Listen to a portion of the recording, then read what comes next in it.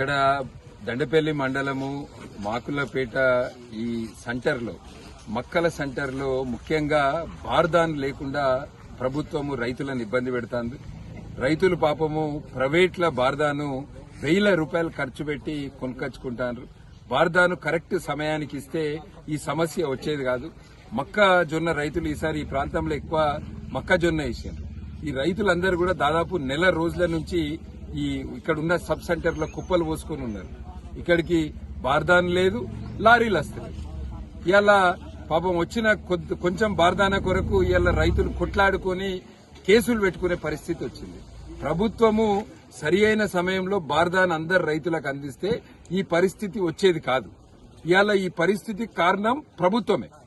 కాంగ్రెస్ ప్రభుత్వము బార్దాను సరి అయిన సమయంలో అందిస్తే ఈ పరిస్థితి వచ్చేది కాదు.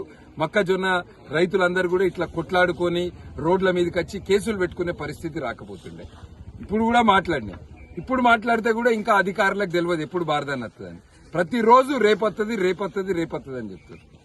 మొక్కజొన్న రైతులకు వెంటనే బార్దాను సప్లై చేయాలి. అదేవిధంగా ఇక్కడ వడ్ల కొనుగోలు కేంద్రం దగ్గర ఇక్కడ రైతులకు రసీదు ఇస్తలేరు. కలెక్టర్ ఏమో రసీదు పుస్తకాలు అన్ని కొనుగోలు కేంద్రాలకు పంపినామంటారు. అందరు రైతులకు రసీదులు ఇస్తామంటారు.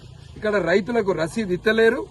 రైస్ మిల్లుకు పోయినాక మళ్ళా 43, 44 చొప్పున కట్టింగ్ పెడతారు. ఎంత చెప్పినా కూడా ప్రభుత్వ అధికారులలో మార్పు వస్తలేదు.